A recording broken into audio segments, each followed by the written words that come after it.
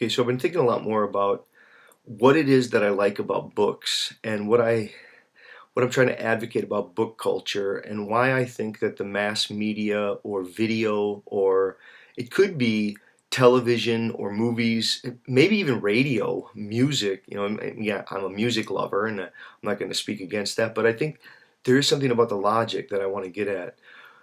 And I think one way to talk about it is the first it's like in a couple of moments. The first thing to do is to say that we are time, that consciousness, is an ongoing event of temporality. It's a retaining that awaits.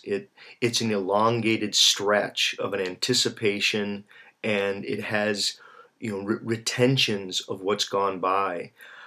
And there's so many ways in which even the intelligibility of a sentence, it depends upon a temporal unfolding. So consciousness itself is a kind of temporality. The world is growth and progression and development and decay and loss, and there's just ongoing flow of time. This is why rivers, the river, or rivers are metaphors for temporality and for consciousness, right? They're sort of equally that.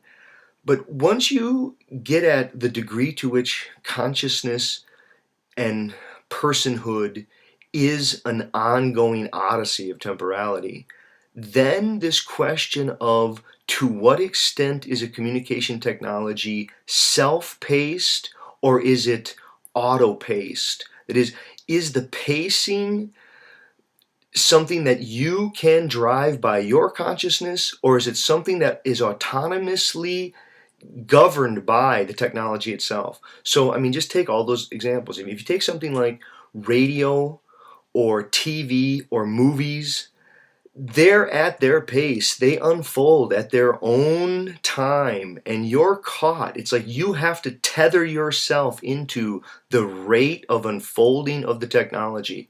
But with a book, you can read faster or slower. You can pore over it. You can really reread and think and meditate, or you can skim. You can sort of skim ahead, skim back, flip back and forth.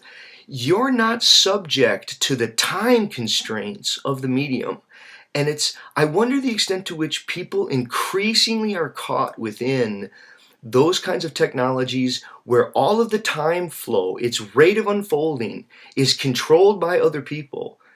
Isn't that a kind of, it's like an inhuman prison to a freer mind. I think when your mind wants to be freer, it can do so through text. Now, you can do this in Wikipedia, you can do it online, maybe Facebook has some of this characteristic, but there it seems, again, to move laterally, it's sort of hop around, and it's filled with advertising, with all kinds of distractions, and with sort of flashy images and wiggly little things around it are sort of competing to pull your attention away. Whereas in a text, if I have a book, even if I have several books sitting around on my lap, I'm able to, in a seamless way, integrate all of them, their flow of text, on my time. And it's something about the way that time gets appropriated, or the freedom that I have with time, that I think I'm most interested in with books, and the way that books allow for a dwelling in time that's completely self-paced as opposed to autonomously set up by the technology. Okay, thanks.